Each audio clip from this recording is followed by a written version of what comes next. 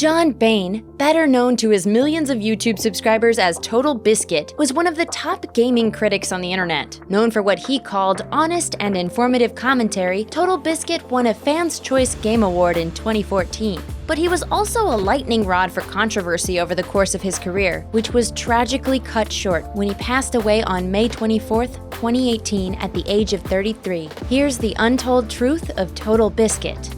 Deported. In 2005, TotalBiscuit met his future wife Jenna at BlizzCon, an event centered around Blizzard games. The two married in the United Kingdom, and TotalBiscuit moved from his native England to the United States to live with her and his stepson. However, in 2008, he was detained by Homeland Security at the Los Angeles airport and deported. It wasn't until several years later that he finally was allowed to return to America to be reunited with his family.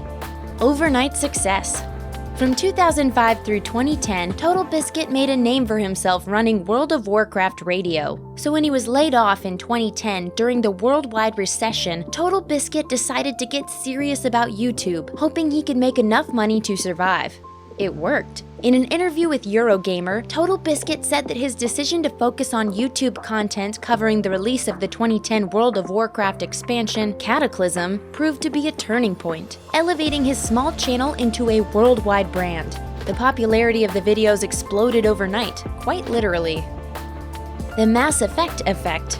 In 2012, TotalBiscuit took center stage in the controversy over BioWare's decision to release a downloadable expansion for Mass Effect 3 on the same day the game came out. He felt that splitting the From Ashes DLC off from the main game was a pure cash grab, arguing that people who paid for the game should be actually able to play the entire game without having to pay more to finish it. To protest the decision, TotalBiscuit canceled his order of the game. BioWare pushed forward with the DLC release as planned, leading to fan outrage and raising TotalBiscuit's profile in the process.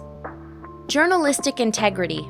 One of TotalBiscuit's pet issues was advocating for journalistic integrity in video gaming, something that got him in hot water when he used it as an avenue to defend Gamergate. That wasn't his only high-profile controversy around journalistic integrity. In 2014, TotalBiscuit revealed that Warner Bros. Was only distributing advance review copies of Middle-earth: Shadow of Mordor to YouTubers who also agreed to a paid branding deal.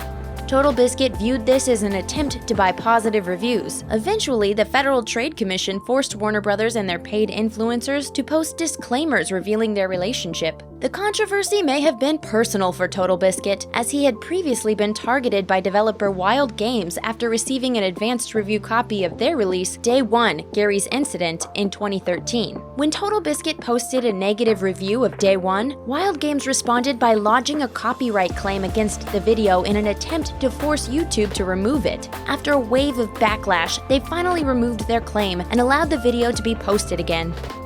Anger management.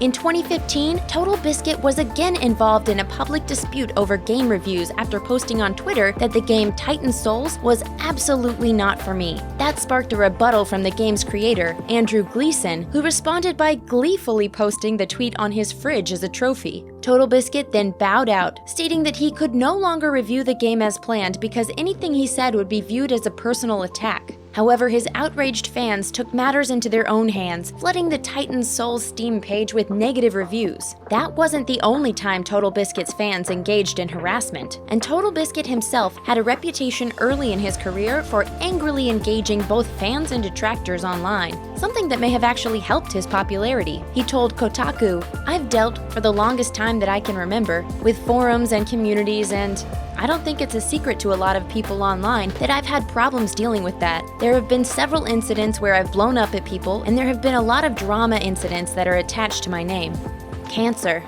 In 2014, TotalBiscuit announced that he had been diagnosed with colon cancer and would be starting chemotherapy. By 2015, the cancer was in remission, but 2 years later it returned, and in 2018 he revealed that this time it was expected to be terminal. He posted on Reddit, "When I went into hospital a week or so ago, it was accompanied by the news that conventional chemotherapy's effectiveness had been exhausted.